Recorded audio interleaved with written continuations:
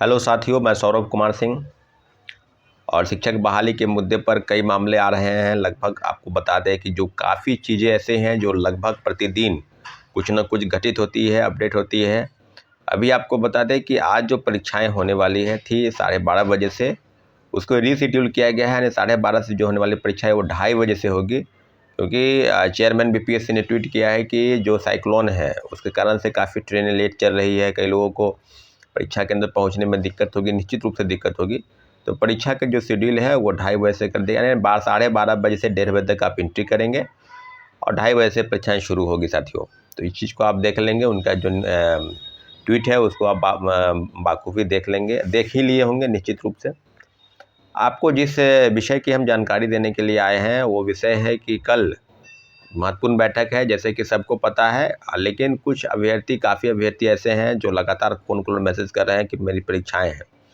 तो कल जो बैठक बुलाई गई है उस बैठक में जो परीक्षार्थी हैं वो परीक्षा देंगे, परंतु जो लोग परीक्षा नहीं दे रहे हैं डेट ऑफ बर्थ को लेकर, या जिनका डेट एक्सपायर कर गया है, या जो पहले ही परीक्षा में बैठने के लिए बाध्य थे वो लोग, या कई लोग जो जिनकी परीक्षाएं नहीं हैं, तो जो लोग परीक्षा में नहीं बैठ रहे हैं, शामिल हो रहे हैं, और निश्चित रूप से कल की बैठक में गांधी मैदान, गांधी मूर्ति के पास जो बैठक आयोजित है उस बैठक में आप आएंगे। और फिर होगा तो आगे की जो बैठक होगी उस बैठक की जानकारी दी जाएगी। लेकिन कल एक बैठक है तो बैठक में आपको आना है साथियों। सप्लीमेंट्री रिजल्ट को लेकर काफ़ी चीज़ें बदल रही है। सप्लीमेंट्री रिजल्ट को लेकर अब जो सूचनाएं आ रही है कि लगभग 94,000 लोग ही जो है ज्वाइन किए हैं। तो नियोजित शिक्षकों की जो बात थी कि 7 दिसंबर तक लास्ट डेट था उनको ज्वाइन करने का, तो अब कोई भी किसी भी पद पर अपना जो है दावा या अधिकार वो जमा नहीं सकते हैं। परंतु जब से चेयरमैन सर का ट्वीट आया है, अब कई लोगों के मन में काफ़ी सवाल है, अभ्यर्थियों के मन में कि रिजल्ट नहीं देंगे, रिजल्ट देंगे, इसको प्रायोरिटी नहीं देते हैं। बस इतना ज़रूर है कि अगर 4700 4800 ही रिजल्ट देना रहता तो रिजल्ट दे दिए रहते। तो निश्चित रूप से 7 दिसंबर तक लास्ट डेट हो गया। अब इसके बाद जो चीज़ें हैं, जो सीट खाली है, हम लोग काफ़ी प्रयास कर रहे थे कि पहला रिजल्ट दे तो सप्लीमेंट्री रिजल्ट, फिर सीटें आती, फिर रिजल्ट दिया जाता। परंतु रिजल्ट अगर देने की बात है तो निश्चित रूप से सीटों की संख्या बढ़ाई जाएगी, ये बात कन्फर्म हो चुका है। क्योंकि 4700-4800 या 5000 या 5500 तक ही रिजल्ट देना रहा तो कब के दे दिए रहते, क्योंकि शिक्षा विभाग से जो सूची गई है, और शिक्षा विभाग अभी कितने पदों की सूची भेजी है इस बात का अभी तक पुष्टि नहीं हुआ है। लेकिन इतना ज़रूर है कि सीटों की संख्या बढ़ाई जाएगी, ये कन्फर्म है।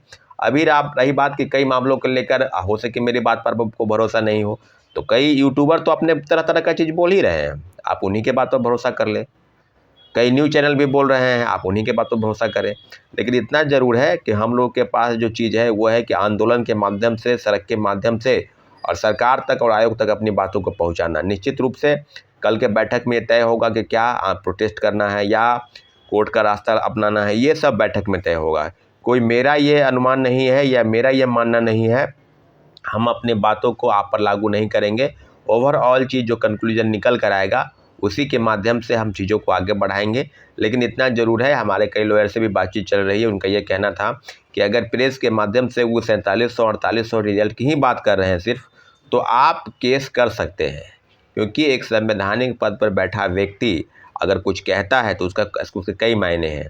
तो हम तो यही कह रहे हैं कि 25 अक्टूबर के दिन उन्होंने ट्वीट किया था तो छात्र आपकी बात पर, लेकिन अब जो बातें हैं कि शिक्षा विभाग और बीपीएससी इन सारे मामलों को दबाने का प्रयास कर रही है, तो प्रयास तो नहीं होने देंगे किसी भी हाल में। अब रही बात कि छात्र अभ्यर्थियों का किस तरह का मोटिव है, छात्र अभ्यर्थी क्या आगे फैसला लेंगे, ये सब बैठक में तय होगा। अब कई मामले आ गए हैं, बीएड वाले का मामला है, उनको बाहर किया गया, डीएलएड का मामला है, नहीं उसका मामला, उनको बाहर किया गया। छठे चरण से वो बाहर हो गए हैं। 7वें चरण से जो अभी बहाली चल रही है सेकेंड फेज की, उसमें एनआईओएस डीएलएड वाले वो बाहर हो गए हैं। बीएड वाले जो हैं वो ज्वाइन किए हुए हैं, उनको बाहर का, छठे चरण से बाहर करना है। तो काफ़ी चीज़ें बदल रही है। कई मामले कोर्ट के संज्ञान में, कोर्ट के फैसले के बाद चीज़ें आएंगी, और निश्चित रूप से जैसे ही फैसला आता है तो राज्य सरकार के काम करने के प्रावधान और उसके तौर तरीकों में निश्चित रूप से बदलाव आता है। तो चीज़ें अब बिल्कुल स्पष्ट है कि बीएड के मामले में सरकार क्या करेगी, क्योंकि जो छटैया का काम है, 6 फेज में जो बहाली हो चुकी है, लोग ज्वाइन कर चुके हैं, उन लोगों को बाहर करने का रास्ता दिखाया। लगभग 22,000 से ज़्यादा शिक्षक बीएड वाले, उनको बाहर किया जाएगा 1 to 5 में, जो ज्वाइन कर लिए हैं और लगभग कई सालों से वो नौकरी में हैं। तो अब जो चीज़ें हैं कि आप क्या उसमें रिव्यू पिटीशन डालेंगे या कोई रास्ता बचेगा, तो ये सब कानूनी दावपेच है। अगर किसी अभ्यर्थी के मन में कोई सवाल है तो लॉयर से सवाल कर सकते हैं। मुझे लगता है कि उनको किसी भी हाल में 22,000 छात्र अभ्यर्थियों के साथ गलत हो रहा है तो कुछ ना कुछ एक रास्ता ज़रूर अख्तियार करना चाहिए, एक रास्ता निकालने का प्रयास है, क्योंकि बरसों से वो नौकरी कर रहे हैं। आएगा एक फैसले के बाद उनका पूरा कैरियर चौपट हो जाएगा, उनके घर परिवार के जो सपने हैं या पारिवारिक भरण पोषण है उस पर एक बाधा संकट जैसा आ जाएगा। तो सब चीज़ों पर आप निश्चित रूप से सारे 22,000 जो शिक्षक हैं 22,000 उनके लिए हम लोग को या शिक्षक अभ्यर्थियों को कोई ना कोई ठोस कदम उठाने की ज़रूरत है साथियों। अब रही बात कि सप्लीमेंट्री रिजल्ट को लेकर काफ़ी जो पापों की स्थिति है उसमें कई प्रयागराज के कई दिल्ली के छात्र अभ्यर्थी फ़ोन कर रहे हैं। तो सबको हम सूचित कर दें कल 10 बजे गांधी मूर्ति गांधी मैदान के पास आपको आना है और आगे की बात क्या होगी सप्लीमेंट्री रिजल्ट को लेकर उसकी पूरी चर्चा हम लोग करेंगे और फिर आपको हम बताएंगे कि आगे क्या करना है साथियों। अब रही बात कि कई मामले ऐसे हैं कि सेकेंड फेज की बहाली को लेकर काफ़ी परीक्षाएं चल रही है, 15 तक परीक्षा है।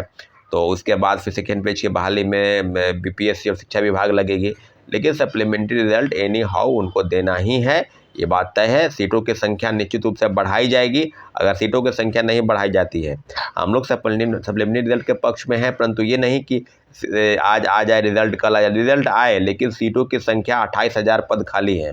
अभी भी 94,000 के जो डाटा है उसमें NIOS वाले बाहर होंगे या नहीं होंगे, BEd वाले जो है वो बाहर हो गए। तो कई मामले हैं जिसको लेकर फर्जीवाड़े तरीके से बाहर हुए, मल्टीपल वाले जिनका रिजल्ट कई जगहों पर आए वो बाहर हुए, ड्रॉप आउट बाहर हुए, कई लोग ज्वाइन नहीं किए, कई लोग इस्तीफा दे रहे हैं। तो सारी चीज़ों पर वेटिंग लिस्ट का जो प्रावधान की वो बात कह रहे हैं चेयरमैन सर अपने प्रेस के माध्यम से, तो वेटिंग लिस्ट का तो बिल्कुल प्रावधान नहीं है। तो सप्लीमेंट्री रिजल्ट पर जिन्होंने आपने BEd की डिग्री फर्जी वाले का रिजल्ट दिया, सीटेट फेल वाले का रिजल्ट दिया, वीटेट फेल वाले का रिजल्ट दिया, कई अभ्यर्थी STET पास नहीं थे, कई की डिग्री STET 11-19 के बाद की डिग्री है, जैसे खासकर कंप्यूटर साइंस के अभ्यर्थियों की।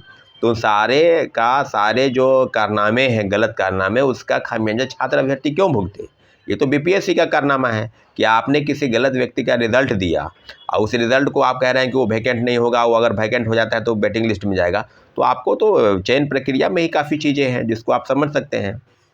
चयन प्रक्रिया के प्रावधान पर और सारी चीज़ों पर एक बात स्पष्ट है कि BPSC और शिक्षा विभाग के की जो बातें हैं वो छात्र अभ्यर्थियों को बिल्कुल नुकसानदेह है। ये BPSC को स्वयं चाहिए कि पद से ज़्यादा लोगों को आप बुलाते, डॉक्यूमेंट वेरिफिकेशन कर लेते और उसके बाद रिजल्ट निकालते। तो एक सीधे मेरिट लिस्ट निकालना, वो भी सीटेट फेल, BEd फेल, कई की STET की डिग्री नहीं है, कई के पास कई डॉक्यूमेंट्स नहीं है, सब लोग का रिजल्ट आप निकाल दिए और 10,000 लोग तो सर्टिफिकेट वेरिफिकेशन नहीं कराए, डॉक्यूमेंट वेरिफिकेशन, तो उनमें उसका दावा जब है ही नहीं तो वेटिंग लिस्ट कहाँ जाएगा? वो तो सप्लीमेंट्री रिजल्ट आएगा जब किसी भी चीज़ का दावा ही नहीं है। और कई लोग की बातें पर आप बुरा भरोसा हम करते हैं चेयरमैन सर के बातों पर, लेकिन चेयरमैन सर मुझे लगता है कि कहीं ना कहीं दबाव में है, न किसी चीज़ की उनको पता नहीं क्या है। लेकिन इतना ज़रूर है कि BPSC और शिक्षा विभाग ने मिलकर शिक्षक बहाली में जो सीटों का घोटाला आप कह सकते हैं उन्होंने किया है। और अब आने वाले भविष्य में सेकेंड फेज की बहाली में फिर 1,20,000 पदों की जो बात चल रही है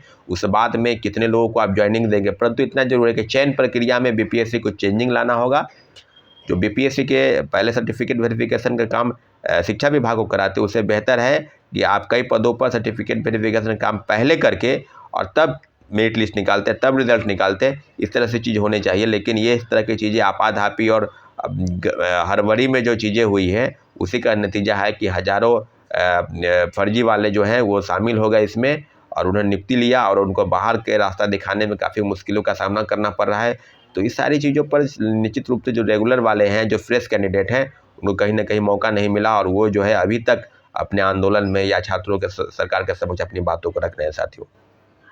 तो ओवरऑल चीज़ जो है कि आपको आना है, आपको बैठक में लगभग 10 बजे गांधी मूर्ति गांधी मैदान के पास इस बैठक में आना है और अपनी बातों को हम लोग अपने बैठ के बात करेंगे, आगे क्या करना है, कौन से फैसले लेने हैं।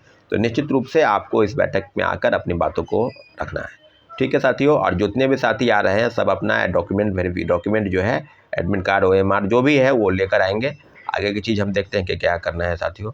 ठीक है, धन्यवाद, जय हिंद। हमारे चैनल को आपने सब्सक्राइब नहीं किया था प्लीज़ सब्सक्राइब कर दें, क्योंकि जो छात्र हित में बातें हैं वो आप तक हम पहुँचाने का प्रयास कर रहे हैं, उसमें मुझे सफलता मिली। ठीक है साथियों, धन्यवाद, जय हिंद।